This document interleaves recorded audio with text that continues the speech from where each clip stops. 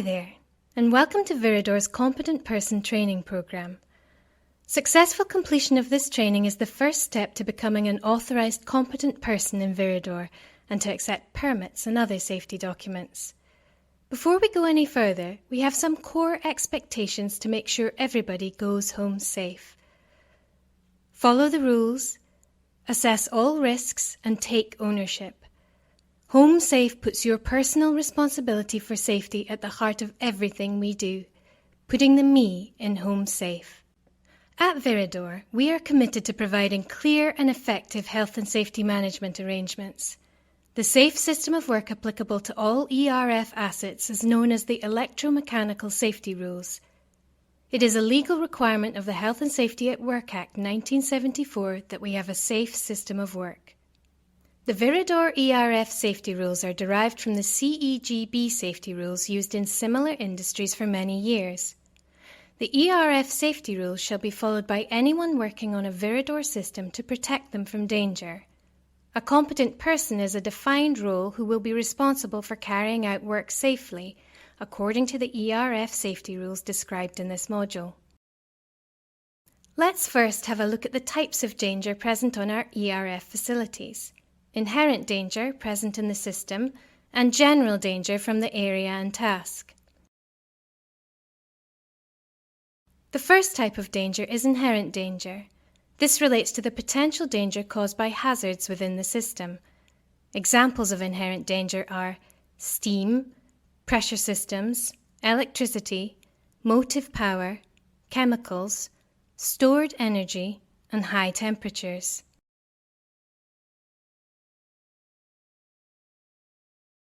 Our systems are safe by design in their normal operating mode. When work or testing is due to take place where the plant is taken out of its normal operating state, the ERF safety rules shall be applied in order to specify how to achieve safety from the system.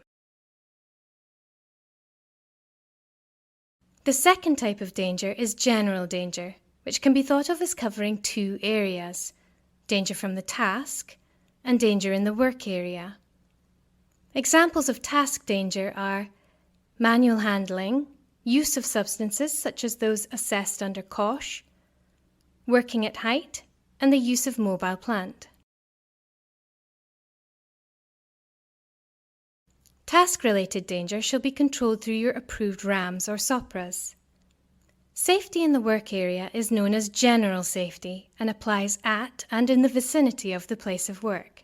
Examples of general safety are housekeeping, spillages, access and egress routes, other working parties, vehicle movements, and tools and equipment.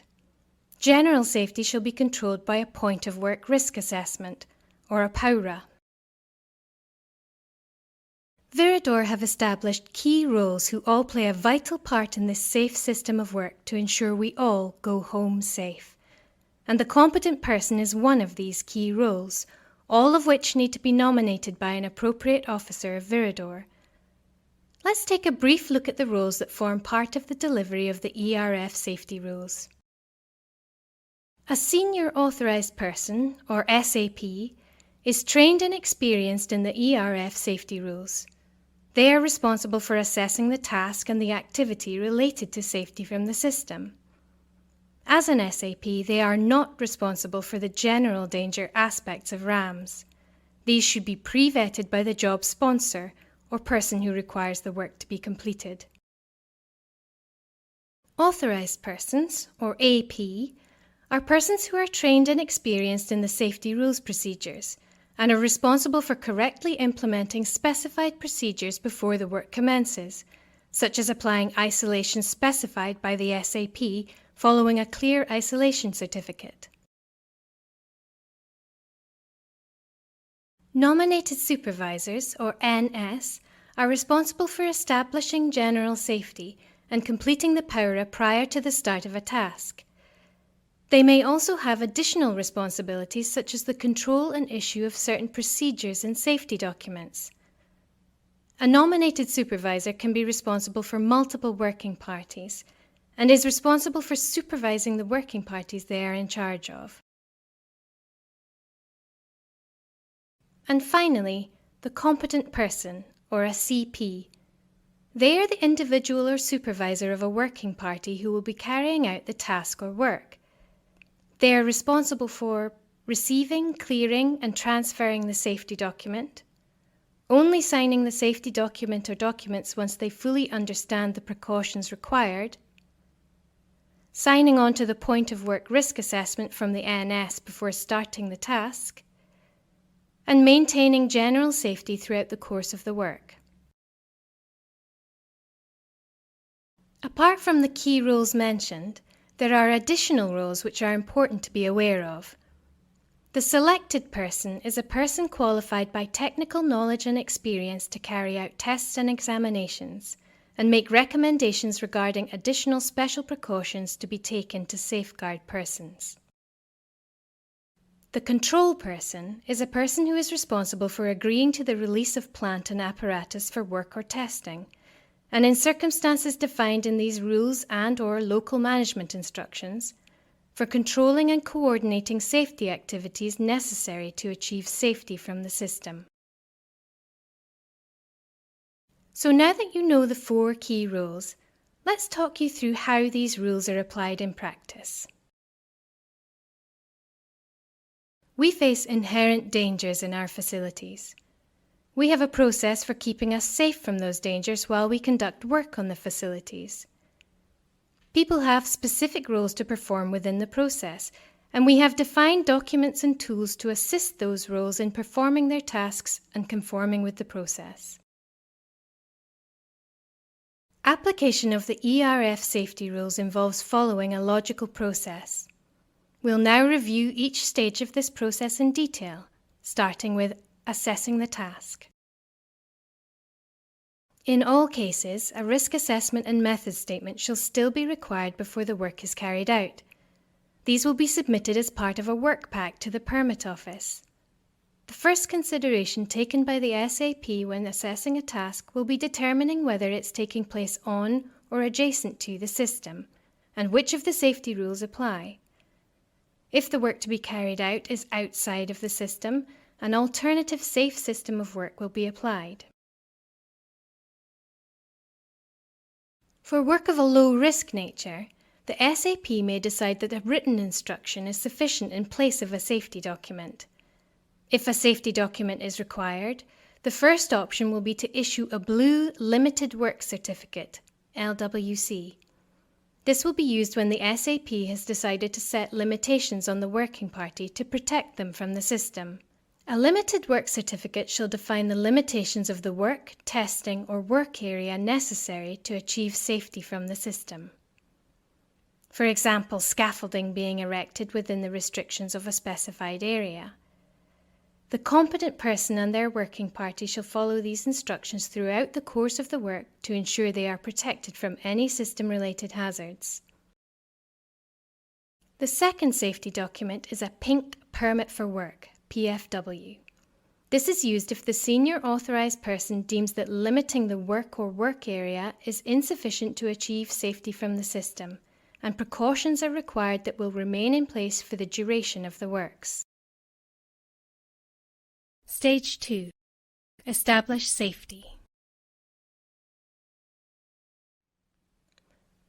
If using a permit for work, the SAP shall decide if any of the following precautions may need to be taken: isolate, drain, vent, purge, release or containment of stored energy, protection from high temperatures, and apply earth devices.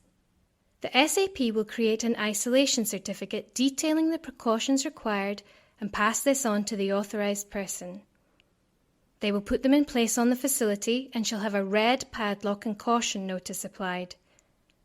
These points of isolation must not be tampered with in any way.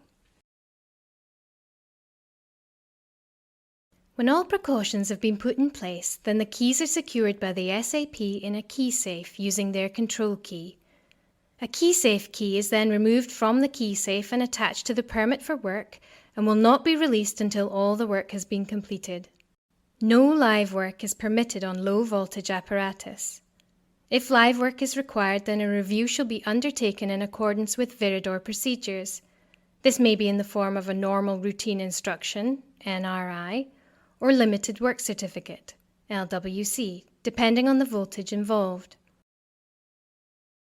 A permit for work with restoration of motive power, or ROMP, is a yellow safety document which allows the competent person to remove an isolation and restore a system hazard to complete the work. They must be trained and authorized to accept a ROMP procedure. The permit to work with ROMP must be accompanied by an authorized written procedure, for example when refitting a conveyor belt and commissioning it back into the system to remount the conveyor belt. Before your safety document can be issued to you, your NS will complete a Point of Work Risk Assessment, POWRA, identifying any general safety hazards and putting measures in place to control them. Your work may have an impact on other working parties, or other people's work may impact on your team. Your NS will discuss how this work will be controlled with the NS in charge of the other working party, and may ask for your advice to help resolve any issues. Any actions will be recorded on the Point of Work Risk Assessment to be briefed to you. If the hazard cannot be controlled or mitigated, then the NS will return to the Permit Office to discuss a resolution. The POWRA must be completed at the start of every work period or when conditions change. Your NS will brief you in the contents of the POWRA and discuss the control measures in place. Before going to the Permit Office to receive your safety document, you must sign on to the POWRA to confirm your understanding and acceptance to maintain general safety.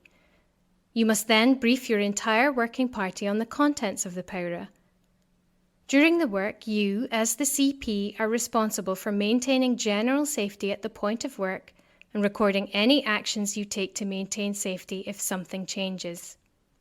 As the competent person, you must ensure the work area remains safe, uses safe methods of work, that personal protective equipment remains in good condition and appropriate to the task, and that safe access and egress is available even in the event of an emergency.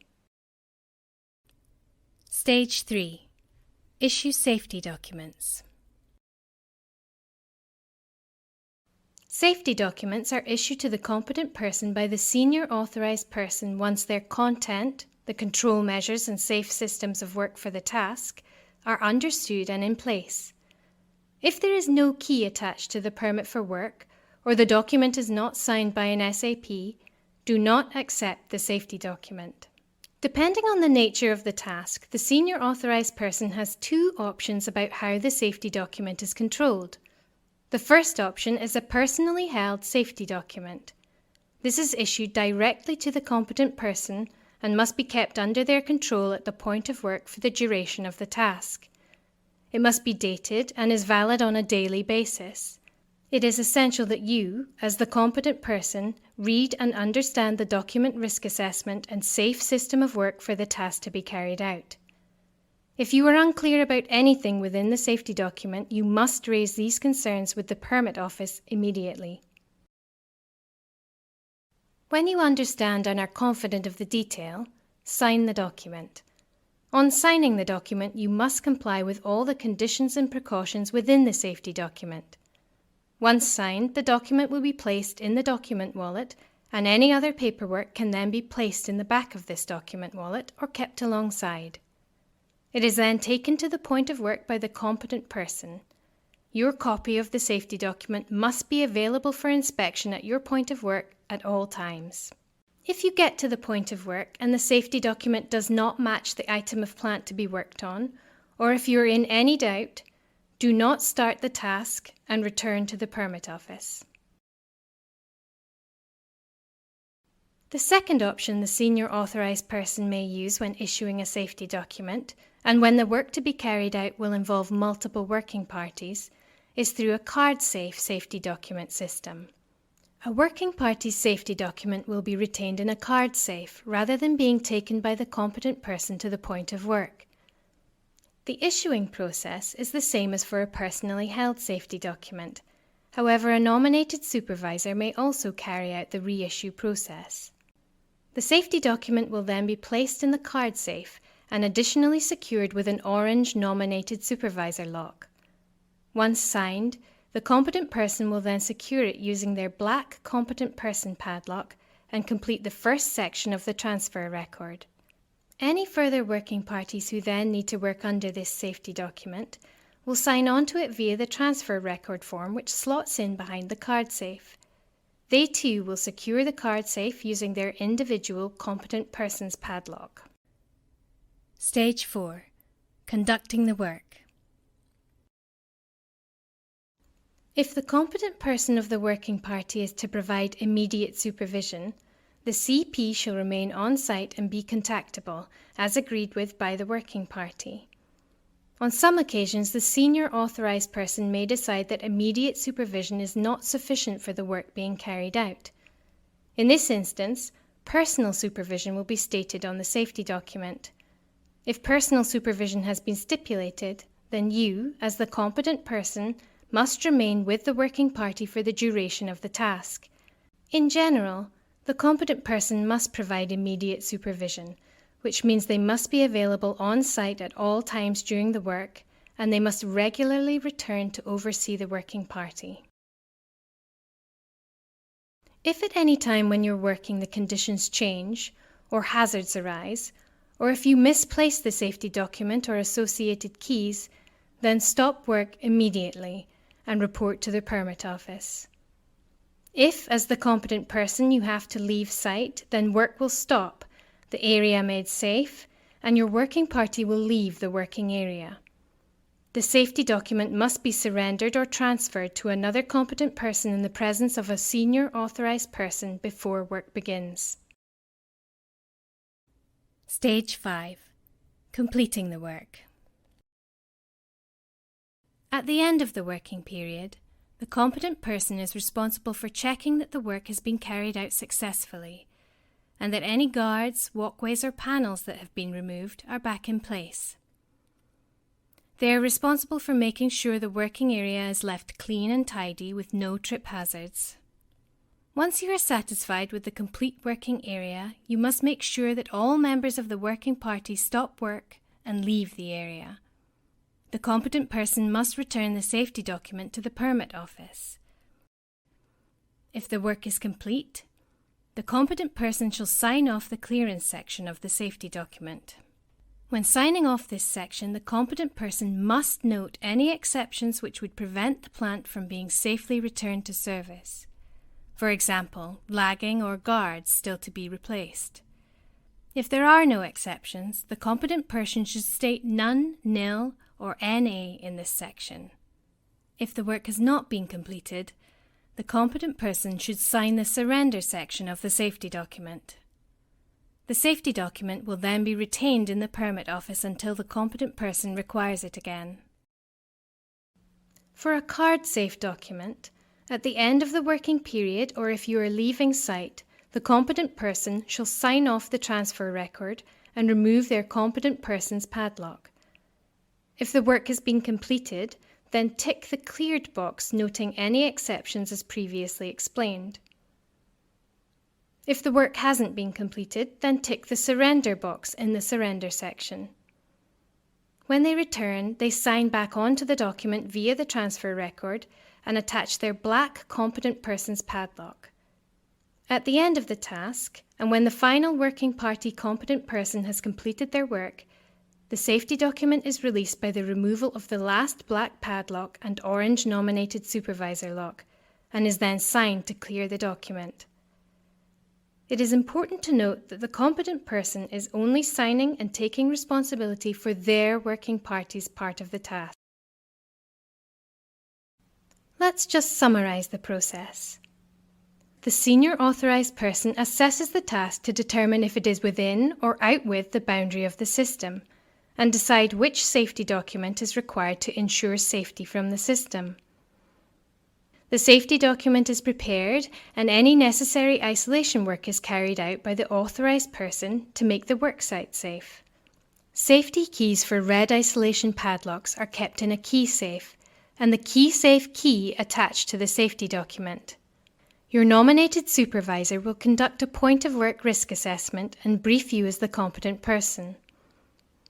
The safety document is issued to the competent person and keeps this document available at the worksite at all times. Finally, when work is complete, the competent person returns the safety document to the senior authorised person and removes their padlocks.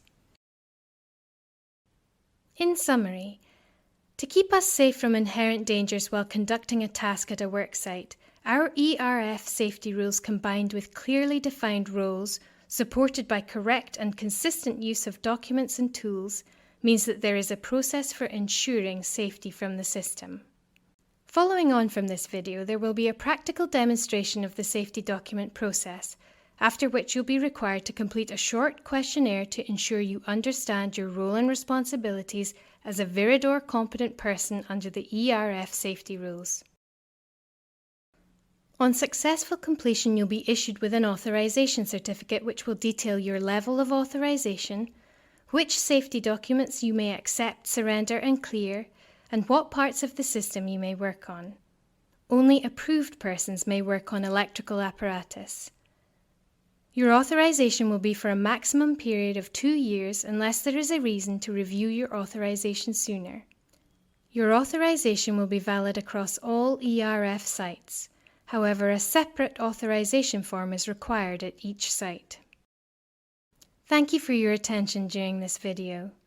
The role of the competent person within the Viridor ERF safety rules plays a vital part in keeping those on site safe and healthy, and ensures that everyone gets home safe.